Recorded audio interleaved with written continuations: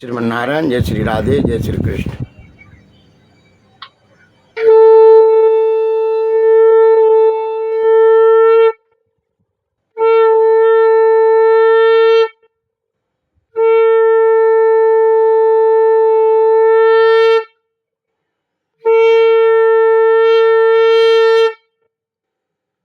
शंख बाजे बलाए भागे। ये शंख बजाना भी एक समुद्र मंथन ही है। आप जब शंख बजाते हैं तो देखते हैं कि आपके नाभि से बल लगाना पड़ता है, और नाभि से जब बल लगाते हैं तो ये जो उदर है ना, इसको समुद्र के प्रतीक माना गया, आँख को सूर्य के प्रतीक माना गया है, कान को दिशा के प्रतीक। तो जैसे ही बल लगता है ना, तो शरीर रूपी समुद्र को मंथन करता है, इसमें से रत्न निकाल कर देता है, रत्न भी और विष भी। लेकिन अगर आपकी साधना जो है इसलिए है कि हम आत्म सुख पाएँ, तब तो विष को मिलेगा, लेकिन आप मद में नहीं होंगे। आध्यात्मिक अर्थ इतने गूढ़ है कि आध्यात्मिक अर्थ बिना समझे तत्वज्ञान से इस जीव के शास्त्र के द्वारा न कल्याण होगा न जगत को कल्याण करेगा। इसलिए समुद्र मंथन के आरंभ करने के लिए यहाँ पर कह रहे हैं कि अष्टम स्कंद के 7वां अध्याय, सच्चिदानंद रूपाय विश्वपति आदि हेतवे तापत्रय विनाशाय कृष्णाय भयम नमः। मैं जो दैविक भौतिक तीनों ताप को नाश करने वाले उन सच्चिदानंद भगवान श्री कृष्ण को, जो निरंजन निराकार परमात्मा सगुण रूप में आए हैं, उन जगत गुरु महापुरुषों को, अवतारी पुरुषों को मैं नमन करता हूँ। समुद्र मंथन का आरंभ और भगवान शंकर का विस्पान। श्री शुकवाच ते नागराज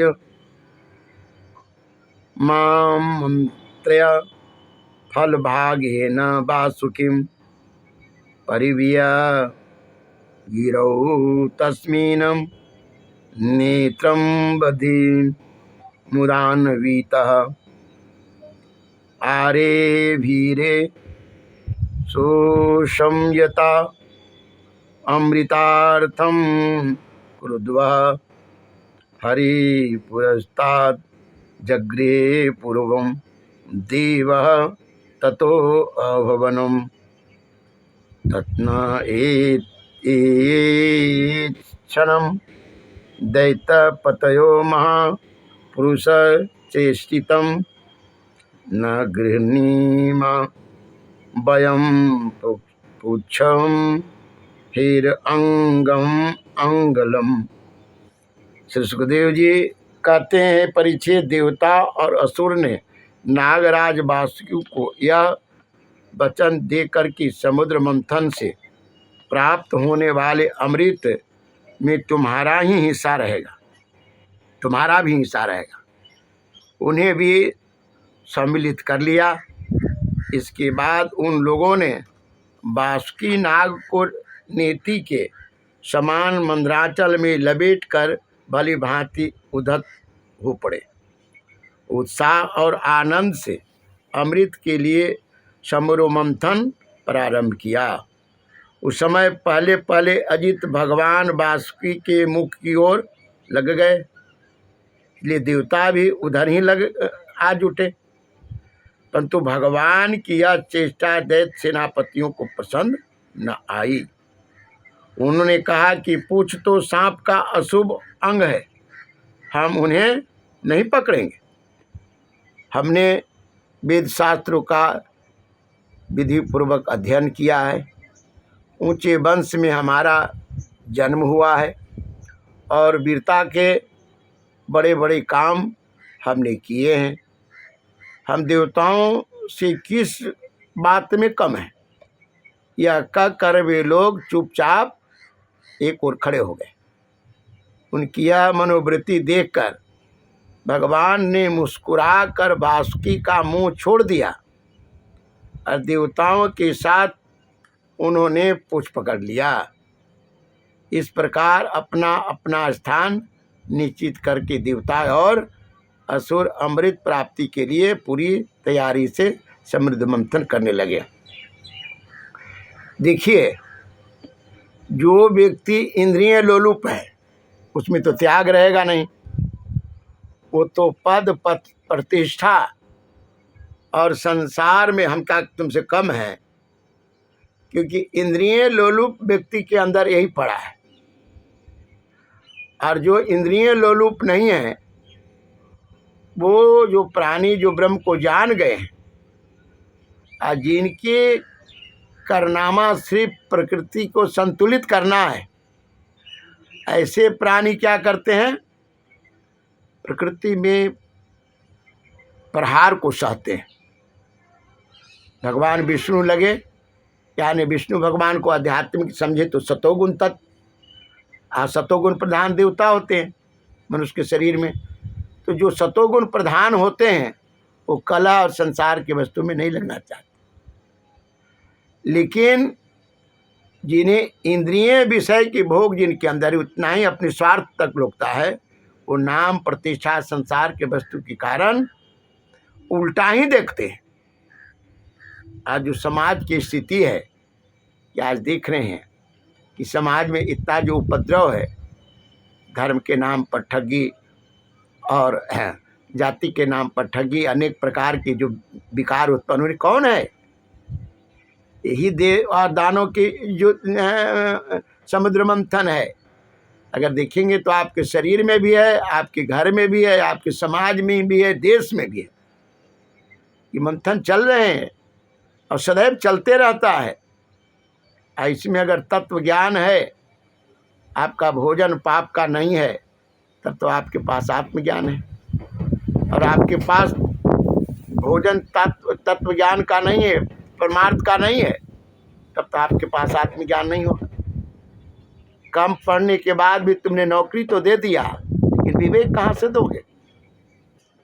कलेक्टर भी बन जाएगा कम नंबर लेकर के, कि जाति के धर्म के अनेक प्रकार की वस्तु में ज्ञान कहाँ से दे दोगे? क्योंकि संसार में जन्म जो मनुष्य लिया है, मनुष्य शरीर में, मनुष्य में, क्षत्रिय में, वैश्य में और शूद्र में, ये आदमी के बनाया हुआ तो है नहीं। बनाया हुआ रहता तो बना भी देता तू। ये तो पूर्व संस्कार से, आत्मा तो एक ही है, लेकिन एक ही आत्मा के संस्कार के अनुसार, जैसे आकाश से जल तो एक गिरे, लेकिन वह जल कहीं सांप के मुख में गिर करके विष बन गए, केला के मुख में जा करके कपूर बन गए, और हाथी के माथे में जाकर गजमुक्ता बन गए, और नाली में गिर करके नाली के पानी हो गए, गंगा जी में गिर कर गंगा जी के पानी हुए। वो स्वाति नक्षत्र का जल तो एक। तो ब्रह्म तत्व जो है उसी प्रकार एक है, लेकिन तुम्हारे स्वभाव की पात्रता के अनुसार तुम्हें प्राप्त होने के बाद वो वस्तु का जो रूप है बदल गए।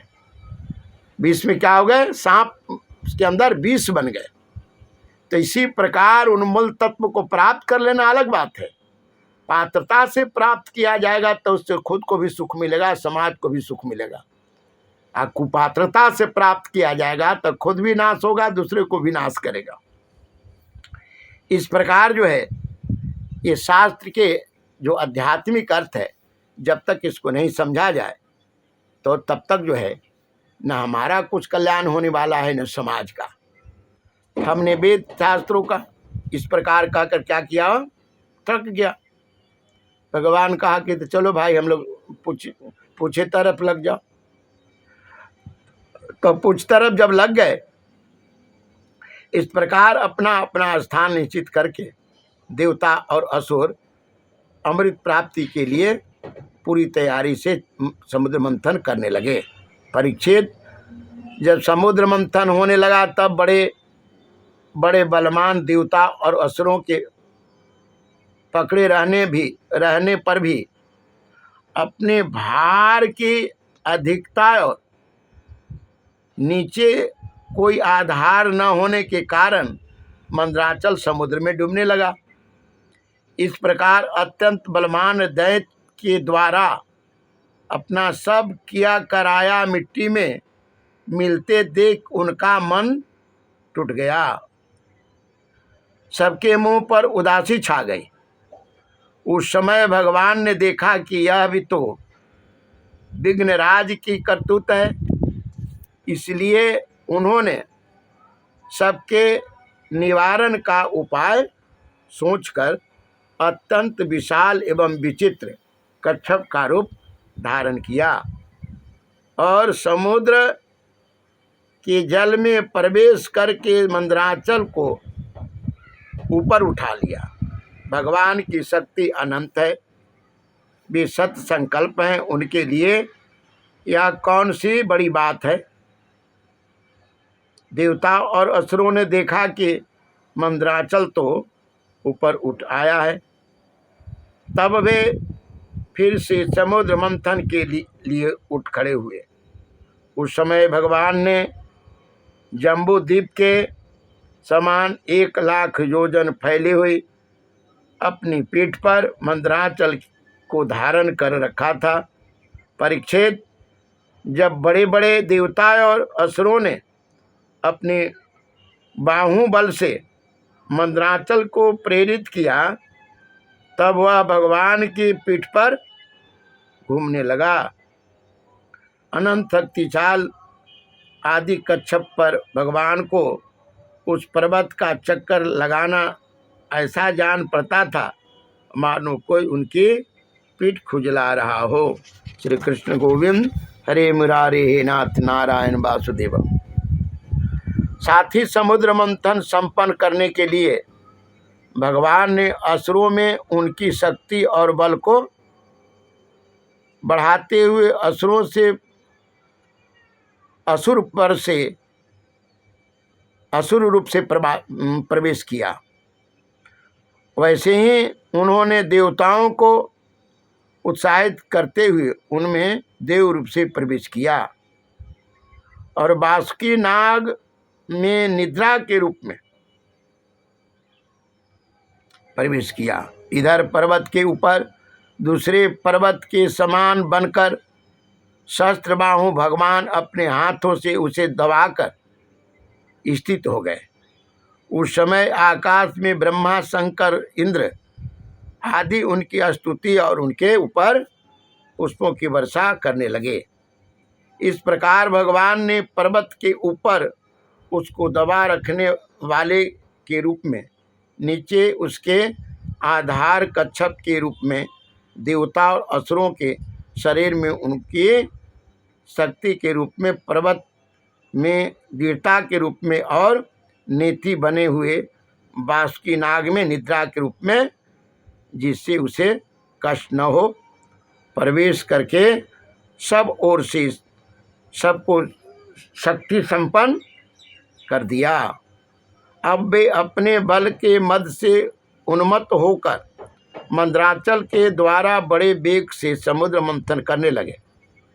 उस समय समुद्र और उसमें रहने वाले मगर, मछली आदि जीव क्षुब्ध हो गए। नागराज बासुकी के हजारों कठोर नेत्र, मुख और श्वासों से विष की आग निकलने लगी। उसकी धुएं से पौलुम, कालिया, बलि, इलवल आदि असुर निस्तेज हो गए। उस समय वे ऐसे जान पड़ते थे मानो दावानल से झुलसे हुए शाख के पेड़ खड़े हो। देवता भी उससे न बच सके। बासुकी की श्वास की लपटों से उनका भी तेज फीका पड़ गया। वस्त्रमाला, कवच एवं मुख धूमिल हो गए। उनकी यह दशा देखकर भगवान की प्रेरणा से बादल देवताओं के ऊपर वर्षा करने लगे एवं वायु समुद्र की तरंगों का स्पर्श करके शीतलता और सुगंधि का संचार करने लगी। इस प्रकार देवता और असुरों के समुद्र मंथन करने पर भी जब अमृत न निकला, तब स्वयं अजित भगवान समुद्र मंथन करने लगे। मेघ के समान श्यामले शरीर पर सुनहला पीतांबर, कानों में बिजली के समान चमकते हुए कुंडल, सिर पर लहराते हुए घुंघराले बाल, नेत्रों में लाल लाल रेखाएं और गले में वनमाला सुशोभित हो रही थी।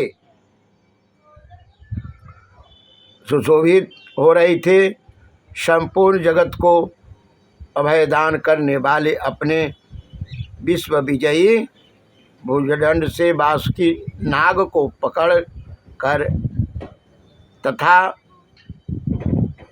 कूर्म रूप से पर्वत को धारण कर जब भगवान मंदराचल के मथानी से समुद्र मंथन करने लगे, उस समय वे दूसरे पर्वतराज के समान बड़े ही सुंदर लग रहे थे।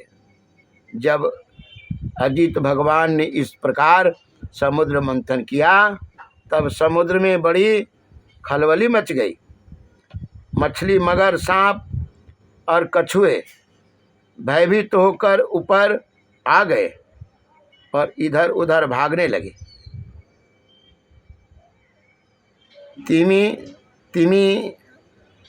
तिमिंगल आदि मक्ष, समुद्री हाथी और ग्राह व्याकुल हो गए। उसी समय अपने पहले पहल हलाहल नाम का अत्यंत उग्र विष निकला। वह अत्यंत उग्र विष विदिशा में ऊपर नीचे सर्वत्र उड़ने लगा और फैलने लगा। उग्र का अर्थ क्या हो जाता है, ऐसे समझे अध्यात्म से। संसार में विद्या प्राप्त किया, धन प्राप्त किया, टेक्निकल से बहुत बढ़ गए, लेकिन उग्रता आ गई कि नहीं।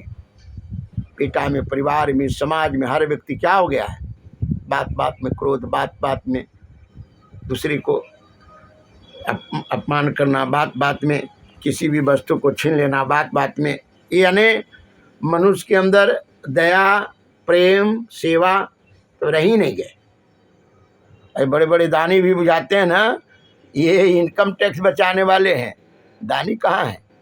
देखते हैं जब दान करेंगे तो इनका पेपर में आएगा, तब माइक पर बोलेंगे, तब दान करेंगे। दान करने की इनकी प्रवृत्ति कहाँ है? ये तो अपनी टैक्स बचाने के लिए दान करते हैं। दानी को कोई जानता थोड़े। तो उग्र रूप हो गया। चाहे तपस्या कर रहे हैं तो भी इतना है, या और भी कुछ कार्य कर रहे हैं तो भी उग्रता, उग्र ही विष है। क्या करता है प्राणी को अपनी स्थिति में? ये तो कौन धारण करेगा? महापुरुष लोग, भगवान शिव जो आत्मज्ञान प्राप्त कर चुके हैं, जो साक्षात समय को, संसार को जान गए, वही धारण करते हैं। वो घर में भी होते हैं, समाज में ही होते हैं, देश में होते हैं, नेता में भी होते हैं, साधु में भी होते हैं, सब में होते हैं। ये बहुत नहीं होते। जैसे सूर्य का प्रकाश अकेला है, वायु अकेला है, जल अकेला है, पृथ्वी अकेला है, ऐसे सत्पुरुष भी समाज में कहीं कहीं मिलते हैं। वह अत्यंत उग्र विष दिशाओं में ऊपर नीचे सर्वत्र उड़ने लगा और फैलने लगा। इस विष से बचने का कोई उपाय भी तो नहीं था। भयभीत होकर संपूर्ण प्रजा और प्रजापति किसी के द्वारा ऋण न मिलने पर भगवान सदाशिव की शरण में गए। क्या नहीं मिलने पर? कहा संपूर्ण प्रजा और प्रजापति किसी के द्वारा त्राण यानी शांति नहीं मिले, कोई नहीं शांत किया, कैसे भी हटाया जाए। तो मिलने पर भगवान शिव के, सदाशिव के शरण में गए। भगवान शंकर सती जी के साथ कैलाश पर्वत पर विराजमान थे। बड़े बड़े ऋषि मुनि उनकी सेवा कर रहे थे। वे वहाँ तीनों लोक के अभ्युदय और मोक्ष के लिए तपस्या कर रहे थे। प्रजापतियों ने उनका दर्शन करके उनकी स्तुति करते हुए उन्हें प्रणाम किया। प्रजापतियों ने भगवान शंकर की स्तुति की और कहा, देवताओं के आराध्य देव महादेव, आप समस्त प्राणियों के आत्मा और उनके जीवनदाता हैं। हम लोग आपके शरण में आए हैं। त्रिलोकी को भस्म करने वाला इस उग्र विष से आप हमारी रक्षा कीजिए। सारे जगत को बांधने और मुक्त करने में एकमात्र आप ही समर्थ है। इसलिए विवेकी पुरुष आपकी ही आराधना करते हैं, क्योंकि आप शरणागत की पीड़ा नष्ट करने वाले एवं जगत गुरु हैं। अब देखिए, यहाँ पर छिपे छिपे बात शास्त्र में कभी देते हैं। इस जगत गुरु यानी जिनकी वाणी सुनने के बाद मनुष्य के अंदर चरित्र का निर्माण हो जाए, उनके अंदर दया भाव भक्ति सेवा आ जाए, सत्कर्म जग जाए, ऐसे सत्पुरुष ऐसे सदगुरु शिव का ही रूप है। शिव जी को हम देखते हैं कि एक मंदिर में एक अर्घा पर बैठे हुए पिंड की तरह वैसे नहीं है। शिव एक मंदिर में सीमित नहीं है। शिव तो ये व्यापक हैं। जल स्वरूप भगवान शिव का है, अग्नि स्वरूप भगवान शिव का है, ये वायु स्वरूप भगवान शिव का है, ये धरती स्वरूप भगवान शिव का है, ये सूर्य स्वरूप। हाँ, इनका परिवर्तन होते रहता है रूप जगह जगह पर। जब सतोगुणी प्रवृत्ति वाले मनुष्य ज़्यादा होते हैं तब शिव ज्ञानी हो जाते, आध्यात्मिक हो जाते, धर्मात्मा हो जाते, धर्मशास्त्र के जानने वाले हो जाते हैं और विश्व रूपी उग्रता को नाश करने वाले हो जाते हैं। अलौकिक अर्थ जब तक नहीं समझे तो शास्त्र पढ़ना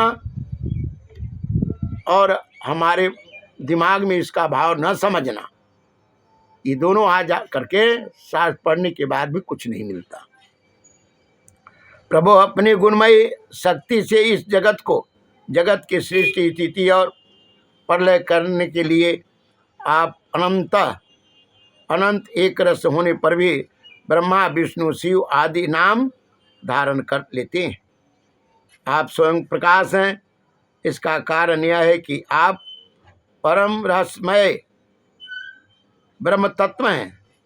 जितने भी देवता मनुष्य पशु पक्षी आदि सत अथवा असत चराचर प्राणी हैं, उनको जीवन दाता देने वाले आप ही हैं। आपके अतिरिक्त सृष्टि भी और कुछ नहीं है, क्योंकि आप आत्मा हैं। अनेक शक्तियों के द्वारा आप ही जगत रूप में भी प्रतीत हो रहे हैं, क्योंकि आप ईश्वर और सर्व समर्थ हैं। समस्त वेद आपके ही प्रकट हुए हैं, समस्त वेद आपसे ही प्रकट हुए हैं। इसलिए आप समस्त ज्ञानों के मूल स्रोत स्वतः सिद्ध ज्ञान हैं। आप ही जगत के आदि कारण महतत्व और त्रिविध अहंकार हैं, एवं आप ही प्राण इंद्रियें पंच महाभूत तथा शब्द आदि विषयों के भिन्न भिन्न स्वभाव और उनके मूल कारण हैं। आप स्वयं ही प्राणियों की वृद्धि और ह्रास करने वाला काल है, उनका कल्याण करने वाले यज्ञ हैं एवं सत्य और मधुर वाणी हैं। धर्म भी आपका ही स्वरूप है। आप ही अ उ म इन तीनों अक्षरों से युक्त प्रणव है अथवा त्रिगुणात्मक प्रकृति है, ऐसा वेदवादी महात्मा कहते हैं। सर्वदेव स्वरूप अग्नि आपका मुख है। तीनों लोक के अभय करने वाले शंकर या पृथ्वी आपका चरण कमल है। आप अखिल देव स्वरूप हैं। यह काल आपकी गति है, दिशाएं कान है और वरुण रसेंद्रिय हैं, आकाश नाभि है, वायु श्वास है, सूर्य नेत्र है और जल बीर्ज है। आपका अहंकार नीचे ऊंचे सभी जीवों का आश्रय है। चंद्रमा मन और प्रभु स्वर्ग आपका सिर है। चंद्रमा मन है और प्रभु स्वर्ग आपका सिर है। वेद स्वरूप भगवान समुद्र आपकी कोख है। पर्वत हड्डियाँ हैं। सब प्रकार की औषधियाँ और घास आपके रोम हैं। गायत्री आदि छंद आपके सातों धातुएं हैं और सभी प्रकार के धर्म आपके हृदय हैं। स्वामीन सदयोजात आदि 5 उपनिषद ही आपके तत्व पुरुष अघोर, सद्योजात, वामदेव और ईशान नामक 5 मुख है। उन्हीं के पदच्छेद से 38 कलात्मक मंत्र निकले हैं। आप जब प्रपंच से उपरत होकर अपने स्वरूप में स्थित हो जाते हैं, तब उसी स्थिति का नाम होता है शिव। स्वामीन सदयोजाति आदि 5 उपनिषद ही आपके सत्पुरुष, अघोर, सदयोजात, कामदेव और ईशान नामक 5 मुख है। उन्हीं के पदच्छेद से 38 कलात्मक मंत्र निकलते हैं। आप जब समस्त पंचों से उपरत होकर अपने स्वरूप में स्थित हो जाते हैं, तब उसी स्थिति का नाम होता है शिव। वास्तव में वही स्वयं प्रकाश परम तत्व है। अधर्म की दंभ, लोभ आदि तरंगों में आपकी छाया है, जिनसे विविध प्रकार की सृष्टि होती है। वे तत्व, रज और तम आपके 3 नेत्र हैं।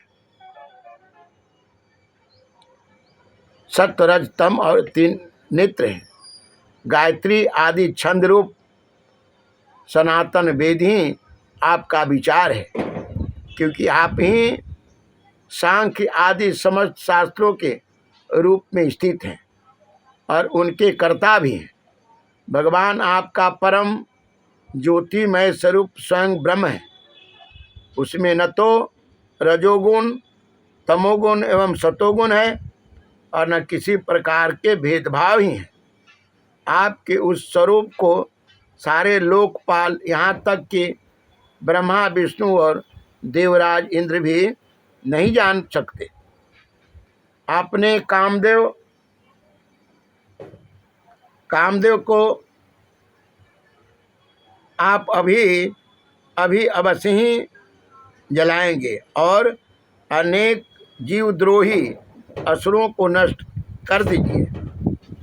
परंतु यह कहने से आपकी कोई स्तुति नहीं होती, क्योंकि प्रलय के समय आपका बनाया हुआ यह विश्व आपके ही नेत्र से निकली हुई आपकी चिंगारी एवं लपट से जलकर भस्म हो जाता है और आप इस प्रकार ध्यानमग्न रहते हैं कि आपको इसका पता भी नहीं चलता।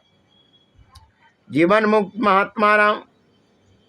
मुक्त आत्माराम पुरुष अपने हृदय में आपके जुगल चरणों का ध्यान करते रहते हैं तथा आप स्वयं भी निरंतर ज्ञान और तपस्या में ही लीन रहते हैं। फिर भी सती के साथ रहते देखकर जो आपको आसक्त एवं शमशानवासी होने का कारण उग्र अथवा निष्ठुर बतलाते हैं, वे मूर्ख आपको लीलाओं का रहस्य भला क्या जाने। का वैसा कारण निर्लजता से भरा है। इस कार्य और कारण रूप जगत से परे माया है और माया से भी अत्यंत परे आप हैं। इसलिए प्रभु आपके अनंत स्वरूप का साक्षात ज्ञान प्राप्त कर लेने में सहसा ब्रह्मा आदि भी समर्थ नहीं होते, फिर स्तुति तो कर ही कैसे सकते हैं। ऐसी अवस्था में उनके पुत्रों के पुत्र हम लोग कह भी क्या सकते हैं। फिर भी अपनी शक्ति के अनुसार अपने आप का कुछ गुणगान किया है। हम लोग तो केवल आपके इसी लीला बिहारी रूप को देख रहे हैं। आपके परम स्वरूप को हम नहीं जानते। महेश्वर, यद्यपि आपकी लीलाएं अव्यक्त है, फिर भी संसार का कल्याण करने के लिए आप व्यक्त रूप से भी रहते हैं।